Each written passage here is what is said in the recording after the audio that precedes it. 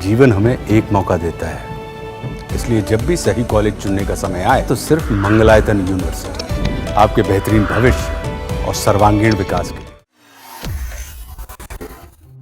Israel और Iran के बीच संघर्ष लगातार जारी है। दोनों देश एक दूसरे पर हमले कर रहे हैं और इससे पूरे मिडिल ईस्ट में तनाव के हालात बन गए।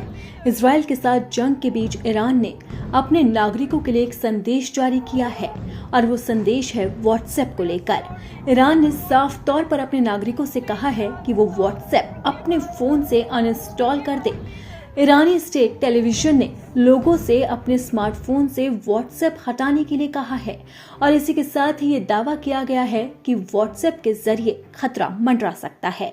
तो व्हाट्सएप से ईरान पर किस तरीके का खतरा मंडरा रहा है वो जानेंगे, लेकिन उससे पहले ये जानते हैं कि ईरान ने व्हाट्सएप को लेकर इजराइल पर क्या गंभीर आरोप लगाए हैं। ईरान की तरफ से दावा किया गया है कि व्हाट्सएप ने इजराइल को भेजने के लिए यूजर्स के डेटा को इकट्ठा किया है।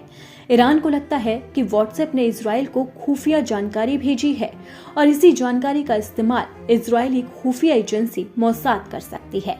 यानी कि सीधे तौर पर ईरान ने मोसाद को घेरा है और आरोप लगाया है कि मोसाद अब ईरान के खिलाफ नई चाल चल रहा है। इसे लेकर अब ईरान ने अपने नागरिकों के लिए एडवाइजरी जारी कर दी है। तो अब आपको सबसे पहले बताते हैं कि इजराइल की खुफिया एजेंसी मोसाद आखिरकार है क्या और दुनिया इससे थर-थर क्यों कांपती है। मोसाद का गठन 13 दिसंबर 1949 में हुआ था। मोसाद का खुफिया जानकारी जुटाने, गुप्त ऑपरेशन को अंजाम तक पहुंचाने और आतंकवाद का मुकाबला करने में कोई सानी नहीं है। मोसाद जिस सटीकता के साथ अपने ऑपरेशन को अंजाम देती है, उसको लेकर दुनिया के लोग उसकी तारीफ करते नहीं थकते। दुनिया भर में अगर आप किसी भी आम आदमी से पूछेंगे कि उन्हें दुनिया की सबसे प्रमुख और सबसे प्रभावी जासूसी एजेंसी कौन सी लगती है, तो वो आपको टॉप 3 एजेंसियों में मोसाद का नाम भी लेंगे। मोसाद ने अपना नाम ऐसे नहीं कमाया, उसने ऐसे कुछ बड़े और नामुमकिन मिशन को अंजाम दिया जिससे दुनिया इजराइल और मोसाद से थर-थर कांपते हैं। अब मोसाद पर ही ईरान ने व्हाट्सएप के जरिए जानकारी जुटाने का आरोप लगा दिया है। अब इस पर इजराइल की तरफ से तो कोई बयान सामने नहीं आया, लेकिन व्हाट्सएप की तरफ से सफाई जरूर सामने आई है।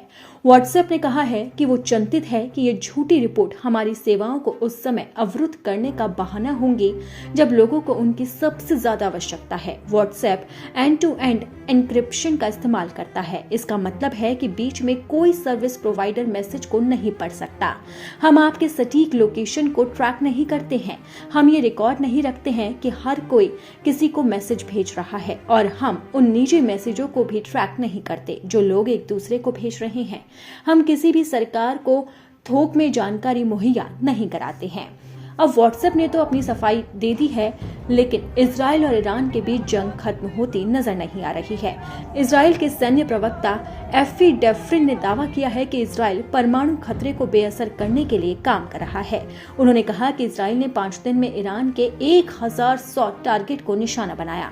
इजराइल की तरफ से लगातार दावा किया जा रहा है कि अब युद्ध नहीं थमेगा और वो संघर्ष विराम को स्वीकार नहीं करेंगे।